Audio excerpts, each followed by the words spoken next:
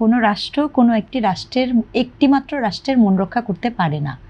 যখনই কোনো রাষ্ট্র একটিমাত্র রাষ্ট্রের মন রক্ষা করতে চায় তখন সেই রাষ্ট্রের সার্বভৌমত্ব নিয়ে প্রশ্ন ওঠে। এটা হচ্ছে সবচেয়ে বড় কথা। এখন যে চর্চার মধ্যে আপনি ছিলেন সেই চর্চার সবচেয়ে বড় সংকটও কিন্তু এটাই ছিল। ধরেন ব্যক্তিগতভাবে আমি একটা কথা বলবো, ধরেন বাংলাদেশের সাথে ভারতীয় জনগণের কোনো ধরনের কনফ্লিক্ট হওয়ার সুযোগ কিন্তু নাই। আপনি যদি বর্ডার এরিয়াতে যান, আমি পুরো উত্তরবঙ্গটা ঘুরেছি একদম পঞ্চগড় থেকে শুরু করে, ওখানে গেলে আপনি কি দেখতে পাবেন জানেন? এই দিকে নানার বাড়ি, ওই দিকে দাদার বাড়ি, মানে বিয়ে শাদী এরকম হয়েছে। তো আপনি এখন এই যে ব্যাপারটা শুধু প্রতিবেশী না, আমার হিস্ট্রি, আমার কালচার, আপনি যদি এখানে দেখেন অনেক কিছু, we have been connected to them. তো সেই জায়গাটাতে এই সম্পর্কটাকে আপনাকে যে কোনোভাবেই মিনিমাইজ এবং মিটিগেট করতে হবে, কিন্তু সেটা কোনোভাবেই আমি বলবো না। আসলে কি এখানে একটা প্রশ্ন এখন ইদানিং আমার কাছে আসে যে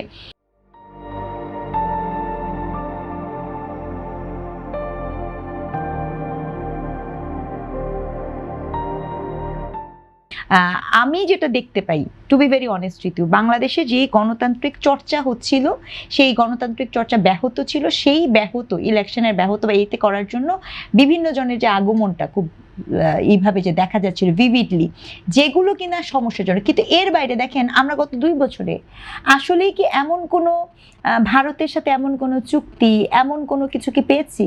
না, পাইনি। কিন্তু আমরা কিন্তু এরকম কথা শুনেছিলাম যে ভারতীয়রা কত লক্ষ, 26 লক্ষ ভারতীয় বাংলাদেশে কাজ করে, কিন্তু 2 বছরে আমরা 2.6 মিলিয়নের একজনকে কিন্তু খুঁজে পাইনি, বা এই ডেটা কিন্তু আমার কাছে নাই। আমরা শুনেছিলাম যে কি কি ক্ষতি হবে দেশের, কিন্তু সেইটার কোনো ভিভিড এভিডেন্সও কিন্তু আমরা পাইনি। তাহলে আমার প্রশ্ন হচ্ছে, যদি পেয়ে থাকি তাহলে একজন নাগরিকের জায়গা থেকে অবশ্যই অবজেকশনেবল, কিন্তু যদি না পেয়ে থাকি তাহলে এই political framing at the end of the day বাংলাদেশকে কিছু দিবে কিনা সেটা কিন্তু একটা প্রশ্ন। এবং সেক্ষেত্রে শুধু ভারতের না, কিন্তু এখানে আরেকটা প্রশ্ন বলি, এই যে এই মুহূর্তে রয়ের প্রধান যে এসছে বা যাহা কিছু, এই সকল কিছুর পেছনে আসলে কি গল্পটা এরকম যে বাংলাদেশের সাথে সম্পর্ক ভালো করার, নাকি গল্পটা এরকম যে বাংলাদেশের সাথে চীনের সম্পর্ক ভালো হয়ে যাচ্ছে, নাকি গল্পটা এরকম যে এখানে আরেক মাত্রার জিওপলিটিক্যাল শক্তির পরাশক্তি, অথবা মার্কিন বাণিজ্য চুক্তি, অথবা ককাস গঠন, এই সকল বিষয়ের কারণে মনোযোগটা হচ্ছে? আপনার কি মনে হয়? আমার যেটা মনে হচ্ছে সেটা খুব স্পষ্টত আমি একটা কথা বলি। দেখেন, চীন ভীষণ শ্রুট, এবং চীন কিন্তু এত বোকা বোকা কাজ করে না। আপনি যদি একটু খেয়াল করেন, চীনের সাথে কিন্তু জাপানেরও একটা টেনশন ভিত্তিক সম্পর্ক আছে। আমি যদি ভুল না করে থাকি, জাপানের প্রধানমন্ত্রী তিনিও কিন্তু মানে কয়েকদিন আগে ইন্ডিয়া সফর করে গেছেন, ঠিক আছে? তার মানে এখানে সিগনিফিকেন্টলি একটা দুটো হচ্ছে, পক্ষ হচ্ছে।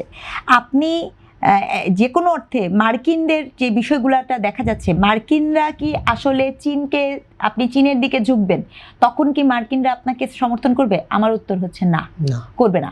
কারণ চীন ভারতের থেকেও মানে আমেরিকা ভারতের থেকেও চীনকে গুরুত্বপূর্ণ প্রতিদ্বন্দ্বী মনে করে। এবং এটার উদাহরণ আমি আপনাকে দেই। যখন এই যে ইরানের হরমুজ নিয়েই হলো, তখন যখন ডোনাল্ড ট্রাম্পের সাথে চীনে দেখা করতে গেল, আপনি খেয়াল করে দেখেছেন যে সেখানে কি হয়েছে? সে কিন্তু একটি ক্ষেত্রেও তাদের সাথে কম্প্রোমাইজ করেনি। কাজেই এখন যদি আপনার ইনভেস্টমেন্টে, আপনার বিনিয়োগে চীনের সাথে আপনার এতই হয়, তাহলে আমার স্বার্থেই আমাকে এমন কোনো স্ট্র্যাটেজি নিতে হবে যাতে করে এমন না মনে হয় যে আমি একজনের বন্ধু হতে যেয়ে আরেকজনের শত্রু হয়ে যাচ্ছি।